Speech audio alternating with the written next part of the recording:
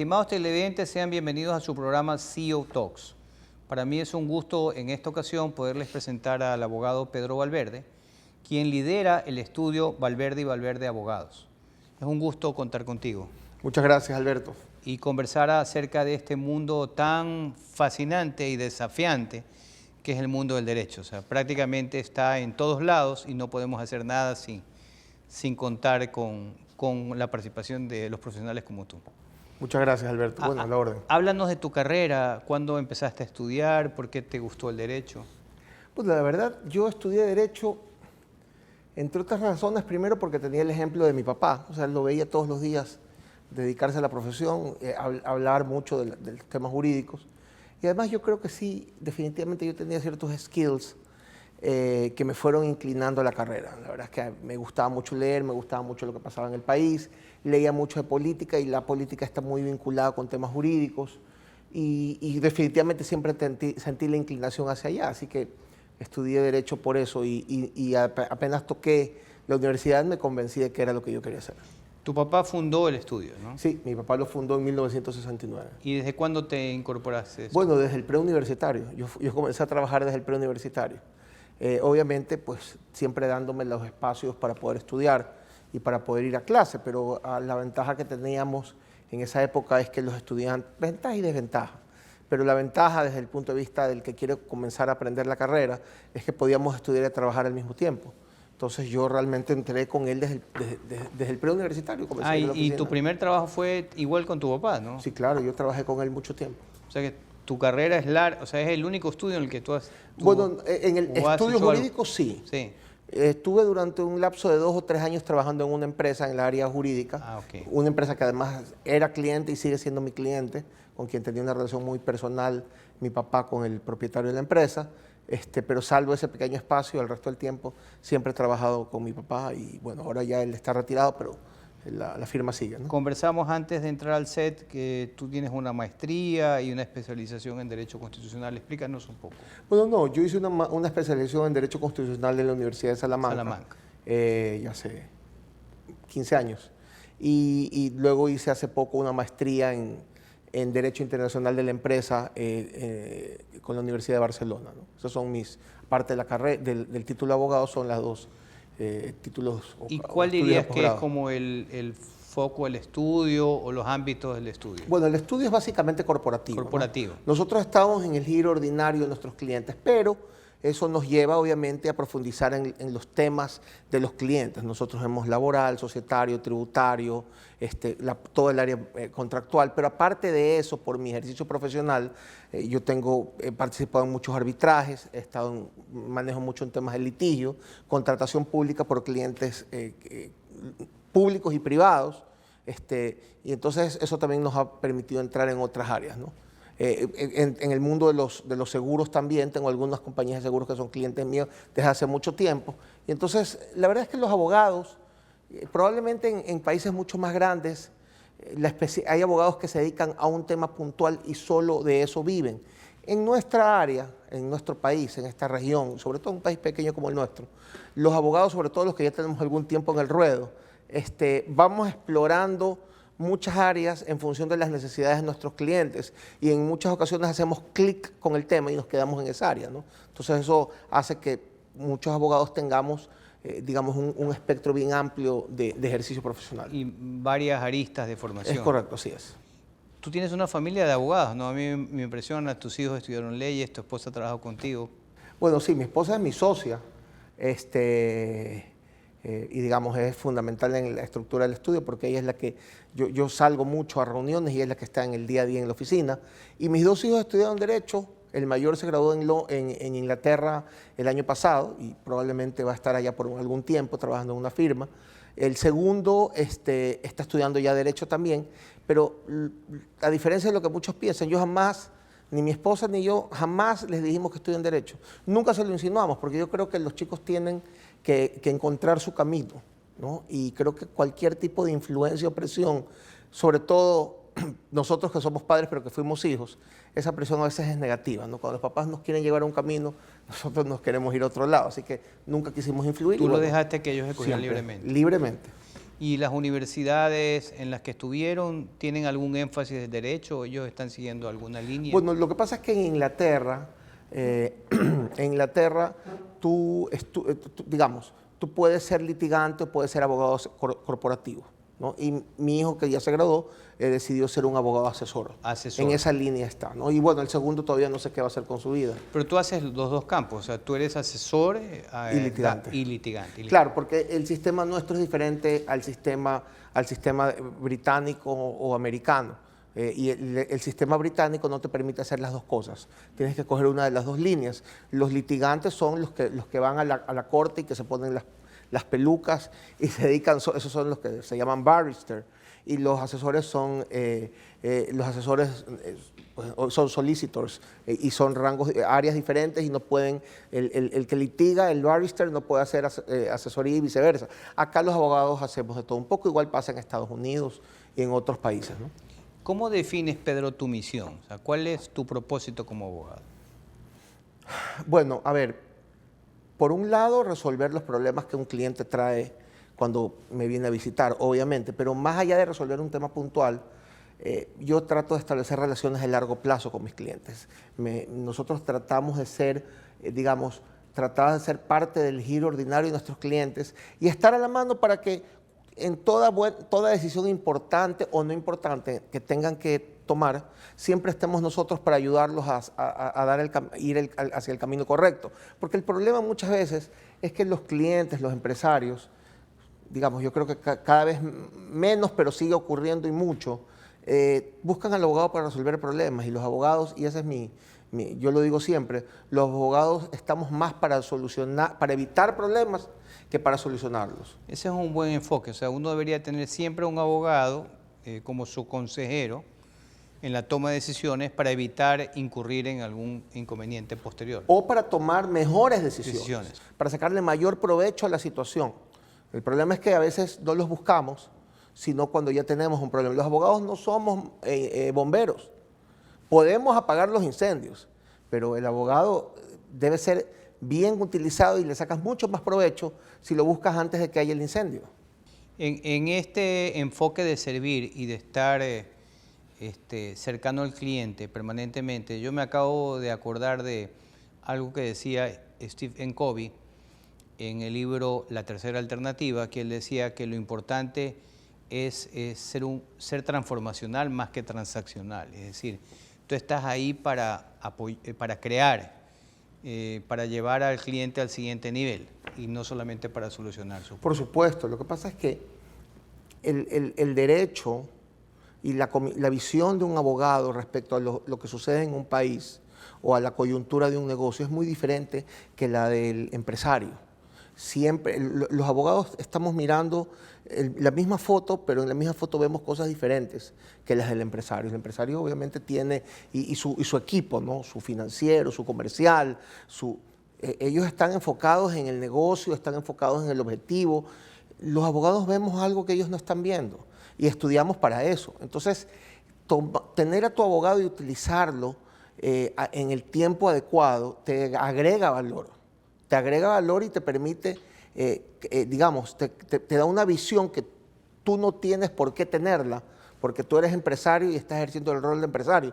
No eres abogado. Incluso si eres abogado, tienes título de abogado, pero estás en un rol de empresario, porque Correcto. Hay muchos abogados que estudian su carrera, pero desarrollan un negocio, y muchos empresarios con título de abogado creen que porque tienen el título de abogado, no necesitan un abogado, pero el abogado no es el que tiene el título, sino el que ejerce la profesión, además.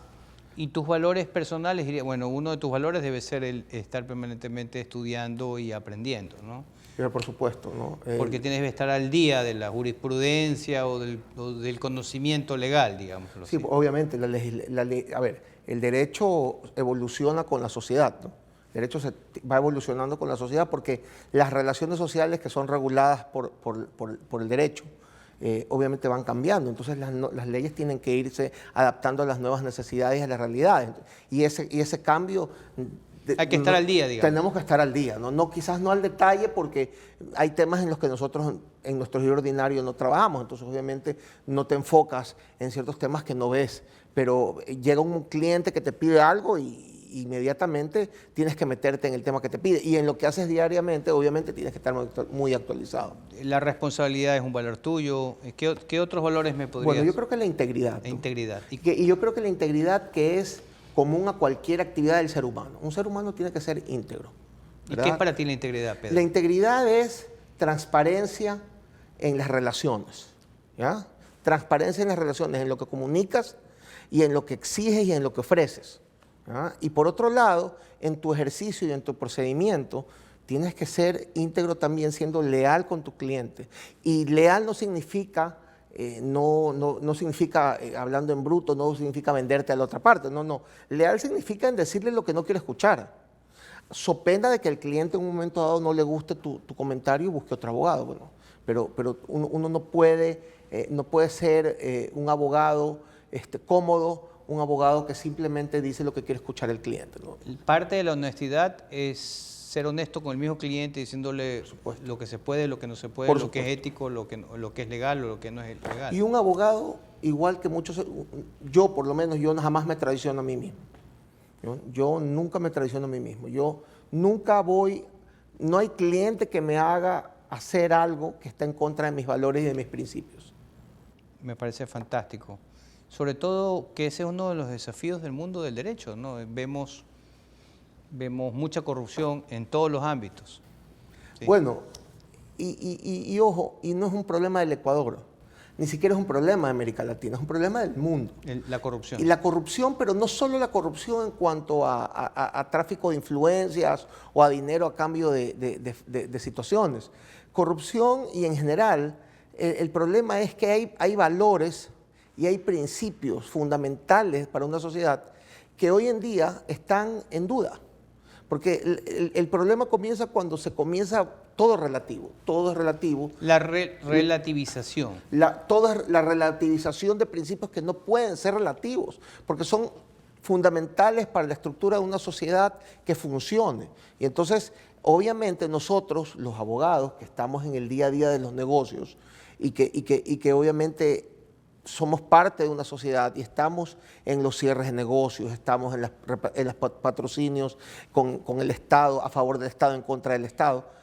Obviamente, nosotros vemos eso diariamente, ¿ya? Y además hay un tema adicional, lamentablemente, se asocia mucho al abogado con la corrupción y nos olvidamos que no hay un abogado corrupto sin un cliente corrupto, que no hay un abogado y un cliente corrupto sin un funcionario público corrupto, que efectivamente, y cuando hablo de corrupción no hablo de plata necesariamente, sino de prácticas que no están bien, digamos, ¿no?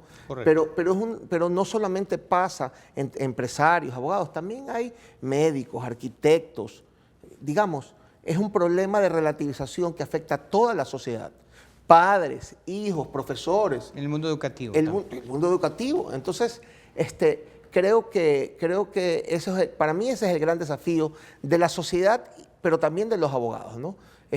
Tenemos una competencia desleal, los abogados tradicionales, porque hay una ola de nuevos abogados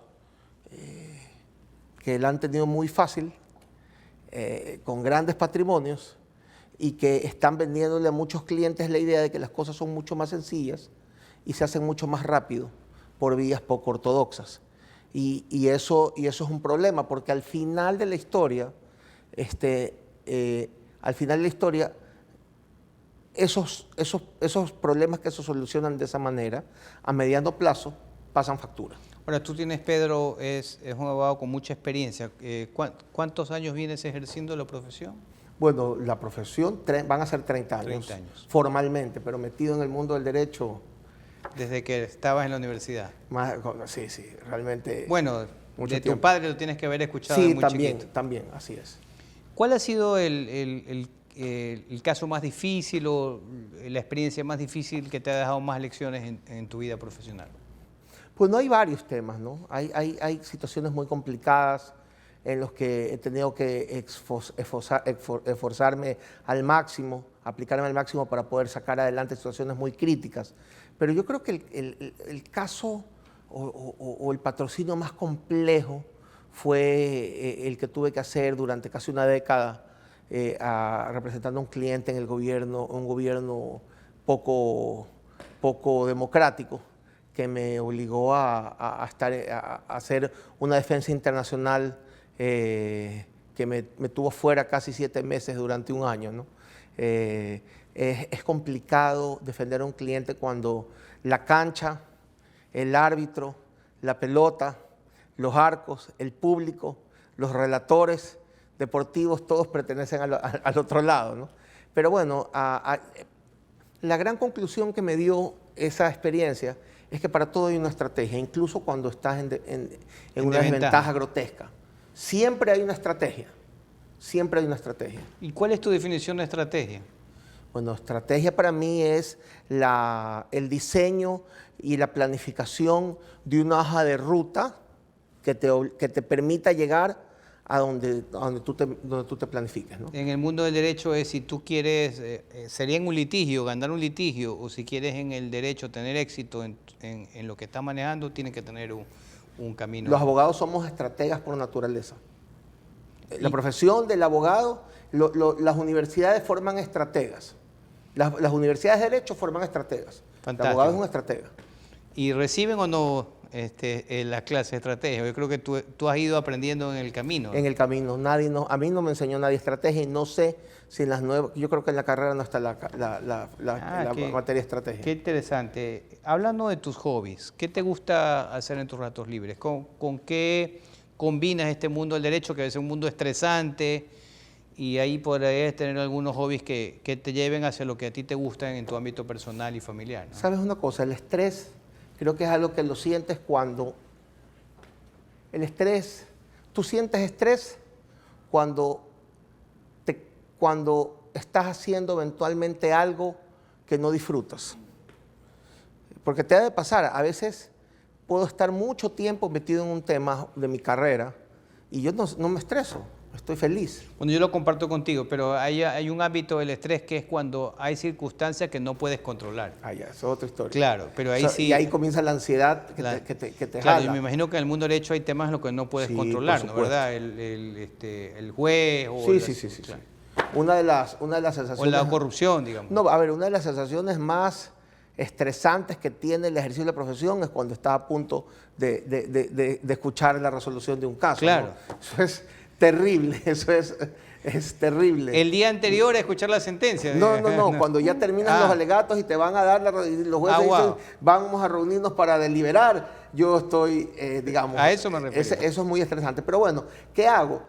A mí me pasó una situación muy particular. El tiempo libre no me alcanza para hacer todas las cosas que quiero hacer. Ojalá había muchos años. Tienes mucho... Sí, pero básicamente mucho música, interés. ¿no? La música es la que me transporta y me saca de realidad. ¿Y hay algún género en particular o algún instrumento que te guste tocar? Yo toco piano, ¿no? Piano. Yo toco piano desde hace 40 años. Wow. Y eso es lo que a veces quisiera tener más tiempo para tocarlo, pero cuando estoy en una situación ya a punto de explotar, me desconecto y me Vas a tu pongo casa tocar y piano. tocas, tienes Me tu pongo piano. área de... Tú tienes tu piano. Sí, mi piano está en mi estudio, es mi casa. Bueno, y también te gusta leer mucho y te gusta leer a Winston Churchill. Bueno, ahí compartimos esa Sí, bueno, Churchill para mí es el político más relevante del siglo XX y de lo que va del siglo XXI, ¿no? El mundo no sería el mismo sin Winston Churchill. Y para mí es un referente, bueno, un gran estratega, entre otras cosas, pero a mí es un referente importante. ¿Y en el mundo de derecho tienes algún referente? ¿O referentes? Hay muy buenos tratadistas, hay muy buenos profesores del derecho, pero ninguno en particular. ¿Algún consejo que tu papá te haya dicho? Bueno, tu padre es abogado, algo que te haya dicho cuando tú les has escuchado en tus años de inicio de profesión. Bueno, yo me acuerdo que él siempre me dijo, y me lo ha repetido varias veces, que siempre en una historia, digamos, nosotros como abogados, siempre hay dos versiones, ¿no? Siempre hay dos versiones. Siempre hay dos versiones y tienes que escuchar las dos, porque cada quien tiene su versión y cada quien tiene su historia, y nada es absoluto. En estos años de profesión, ¿cuál es tu mayor aprendizaje? O sea, ¿cuál es tu takeaway? ¿Qué le dirías a alguien que quiere ser un abogado, que quiere estudiar, que está ahora estudiando en la universidad? Que la carrera del abogado es una carrera maravillosa, que te permite ver el mundo desde un ángulo diferente. Voy a decir algo que no es político y no es simpático ni popular. Pero alguien, cuyo nombre me voy a guardar, decía hace mucho tiempo, y esto obviamente no es cierto, pero un poco para graficar lo que quiero decir, decía de manera sarcástica que no entiende cómo la gente que no es abogada entiende el periódico. Obviamente es una barbaridad, ¿no? Claro. Pero lo que quiero decir es que el estudio del derecho nos permite acceder a mucha información que es relevante para entender el mundo y cómo funciona una sociedad. Y creo que ser abogado es un privilegio. Es un privilegio y creo que quien estudia la carrera y quien la ejerce tiene que sentirte muy orgulloso de haber escogido una carrera que abarca tanto. Fantástico. O sea, tener un propósito claro, disfrutar lo que haces y ser orgulloso de lo que uno es, creo que es algo que es deseable para todo el mundo. Así es. Yo creo que lo que no puedes hacer es dedicarte a algo que no te gusta, porque entonces eres una persona frustrada, eres una persona que no disfruta y por lo tanto una persona que nunca termina de ser quien quiere ser. Lindo esto que nos has mencionado al final. Y en tu estudio tienes abogados juniors. Sí, claro, por supuesto, tengo abogados juniors. ¿Cómo le transfieres esta filosofía de vida a ellos? Bueno, en el día a día, ¿no? En el día a día, en cada caso que nosotros arrancamos, que estamos tratando, siempre hay espacios, siempre hay pausas para hablar de casos, de experiencias, para hablar de situaciones personales y particulares, y siempre hay una manera de introducir valores sin que haya un anuncio. Bueno, hoy día vamos a introducir un valor. No, estamos conversando, pero tú sabes que a las nuevas generaciones hay maneras de transmitirles, digamos, metida la información en el sándwich. Esa es la mejor forma, ¿no? Bien, vamos a cerrar esta maravillosa entrevista y yo te voy a decir unas palabras y yo quisiera que tú me digas lo primero que se te viene a la mente. Ya, claro. Abogado. Excelencia. Derecho. Vida. Hijos. Todo. Esposa. Corazón. Empresa. Vital. El universo. El mayor diario nacional. Ecuador. Patria. Muchas gracias, mi querido amigo. Tú eres un abogado que vive la excelencia y que hace patria. Gracias por estar Muchas gracias, Alberto. A ustedes, amigos televidentes, muchas gracias por acompañarnos con esta muy sentida entrevista. Siempre se puede ser luz y siempre se puede brillar aún en la oscuridad. Y qué mejor que hacerlo en una profesión como la del derecho.